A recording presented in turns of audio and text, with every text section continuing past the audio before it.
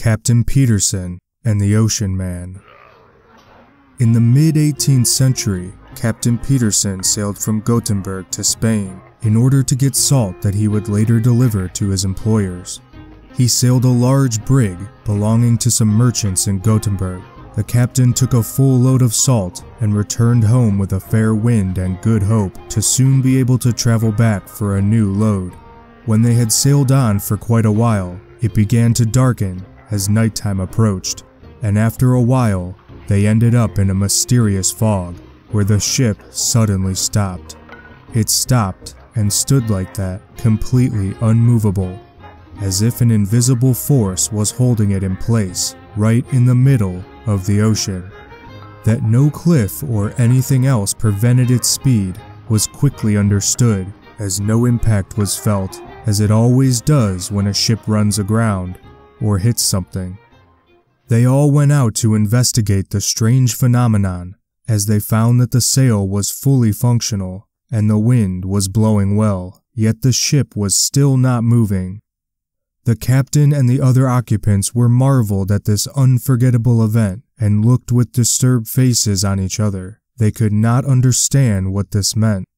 Just as they were in the deepest consideration of this incident, a mysterious old man suddenly appeared on deck in the middle of the dark of night. He appealed to the captain as follows.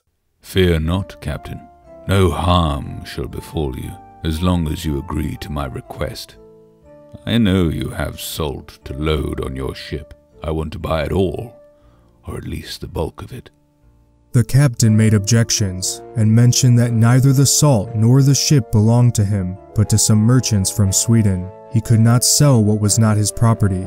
The old man threw an angry look at him and said, "You will get a proper payment according to its value. What does it matter if you sell the salt to me or someone else, as long as you get paid for it? What you ask for each barrel, you shall have. Just beware that you will never move out of the spot until you provide consent to my request."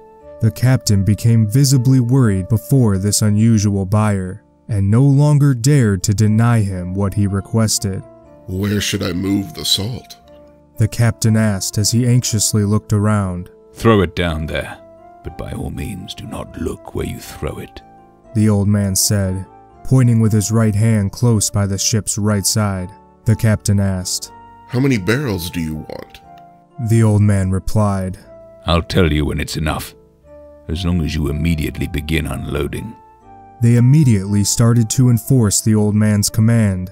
All worked quietly and with great haste while keeping their eyes closed. Every time they threw down a barrel, they expected a splash, but no splash was ever heard. Not a single sound was made from the barrels, landing in either boat or water. This puzzled the crew immensely. After having unloaded a few hundred barrels, the man told them to stop. "Now that's enough. I'll be happy with that, even though I needed it all. But who of you brave boys will now come with me to receive the payment? No evil shall befall thee that come with me." All of them stood silent and looked at each other. The captain would have preferred that they had set sail without payment, for he began to doubt a happy outcome of this negotiation. Finally, the youngest and newest of the sailors were chosen to assume the duty of accompanying the mysterious man to receive the payment. The sailor asked with a worried voice, "Oh, where shall I go?" "Follow me, without fear," the mysterious man said, and then jumped down where the salt had been relieved, as both of them disappeared without a single sound.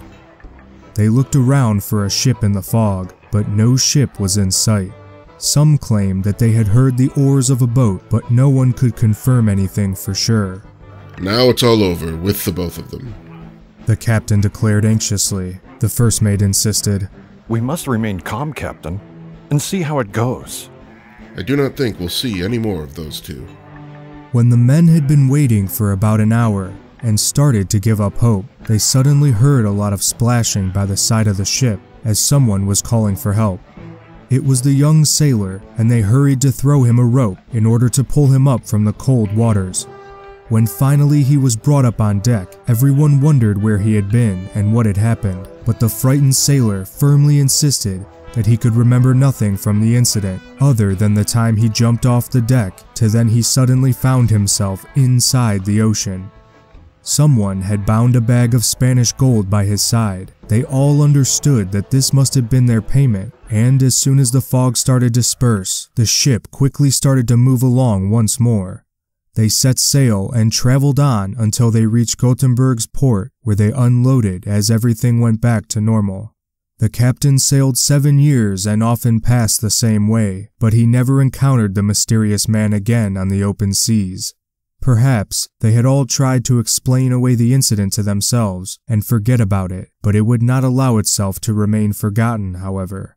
A few years later, the same Captain Petterson settled in the parish of Sandsjö in Småland, probably because he was very tired from his many travels across the sea.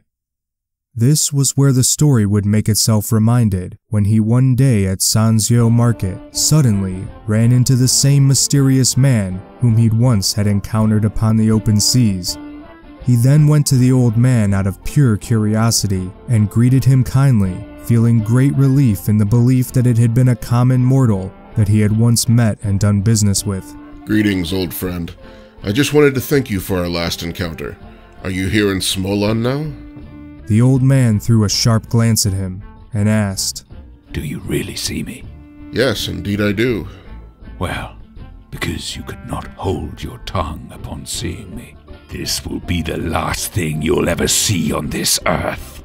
And at the same moment that those words were spoken, the captain became completely blind and was never able to see again for as long as he lived. A certain widow of a doctor, who was born in Froderud parish and still lived when this story was dictated, had talked with the same Captain Petterson in her youth.